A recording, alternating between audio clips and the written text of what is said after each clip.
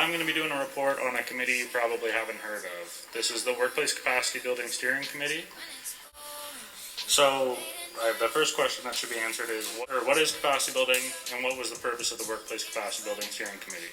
So the purpose was to identify, engage, research, build, and supply a workplace capacity plan for recommendation to the National Executive Board for approval to fund and implement. The plan should include training, mentoring, coaching, supporting, tools and equipment required to give members, workplace representatives, and supervisors the knowledge and skills required to participate in the collaborative operation of business. So I'll take you back through the history of the committee. A call for participation went out on February 8th asking for individuals to participate in the Workplace Capacity Building Steering Committee. 5 people put their names forward: myself, Marissa Stajkowski, Steve Gilroy, John Fry, and Mark Mulgrew. We then became the committee. So on February 22nd, we had our first meeting with the National Executive Board to discuss the terms of reference. The terms of reference laid out the expectations of our committee, and it included things like our time frame. We had 3 months to complete our report. We had to identify short and long-term goals with a focus on a phased approach to implementation. And we had to consider 3 key areas of the workplace: workplace representative development with a strong communication element informing the membership, member development with a continued communication element engaging supervisors, and supervisors with an ongoing communication maintaining and improving our workplaces. Our committee met a lot.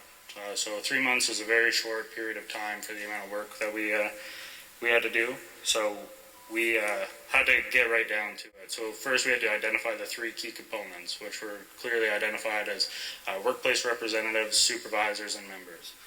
Then once we identified the amount of work, we realized this wasn't going to be we meet once a month, we'll chat in between. It was twice a week for several hours. I actually pretty sure I spoke to Steve more during this time than I did my wife. So there was a lot of conversation, a lot of very good conversation that went on.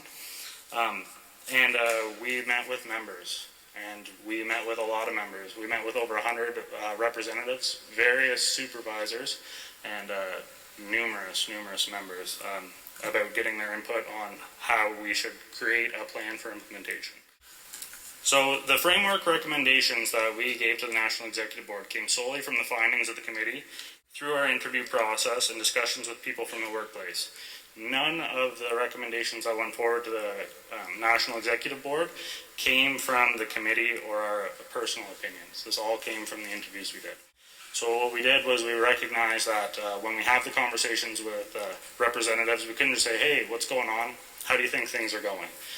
So we set out a series of questions that were thought-provoking and engaging to surround discussion about what sort of supports they had in place, what supports they could recognize, and what supports they felt they needed.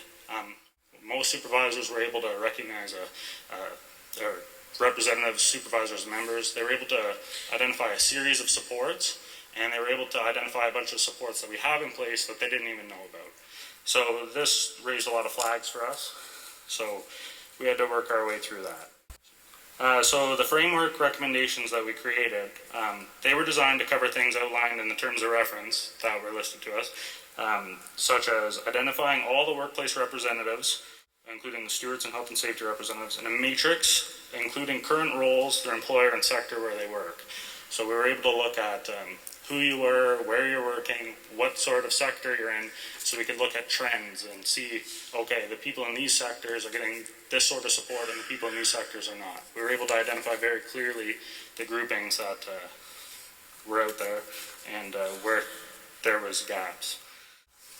We also had to identify the supports and trainings available to the individuals in our workplaces, representatives, union supervisors, and participating workplace members through Alliance Learning and what CUSW has available to them.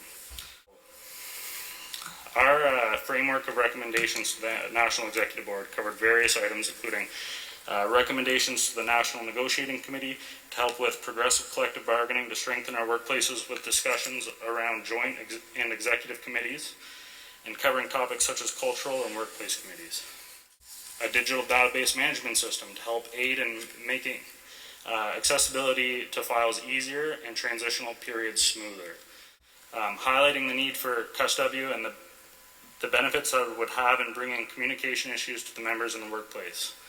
Creating a reference manual for workplace representatives, similar to what the CCU has in a Stewart manual, so they could have a tangible material to help them navigate through day-to-day issues and items and be able to access it, not only in a physical copy, but as an electronic copy for reference. We highlighted the need for educational pieces, highlighting things like knowledge workers and union supervisors. Yesterday we had a lot of talk around, wouldn't it be great if CUSW was doing this? One of the things that it would be great is if the average member out there could listen to the presentation Dr. Ross had this morning and be able to understand the concepts and grasp the importance behind it. We're not there yet, and we think that simple messaging can help move us towards that through those key concepts. Well, I haven't listed all the items, but the most important item was creating a mentorship program that works under the CUSW workplace participation model, starting with stewards and health and safety representatives, and eventually including supervision. On June 29th, the National Executive Board invited the committee to join us in a meeting to discuss the framework recommendations, and after a full day of discussions, the National Executive Board voted to adopt our recommendations, and we turned our focus to creating a draft implementation plan. The draft implementation plan has a strong framework created, and the committee is using the pre-convention workshop and the convention this weekend as an opportunity to gather more information and insight before submitting to the National Executive Board for approval. I think the things to highlight from the presentation are, we were a committee that was built to act as an ad hoc committee, and I think that's very important. You haven't heard of us because we're not named as one of the national committees. We're going to be in place and will remain in place until the implementation of the plan is completed. After that, the Workplace Capacity Building Steering Committee will cease to exist. But we're a very key element in bridging the gap between what's going on within all of within the union participation model. We have some stuff identified where we need to bridge the gap between units in workplaces in the National Executive Board, and workplaces in the committees. And this is just the first step in a series of steering committees that will be created to help bridge these gaps.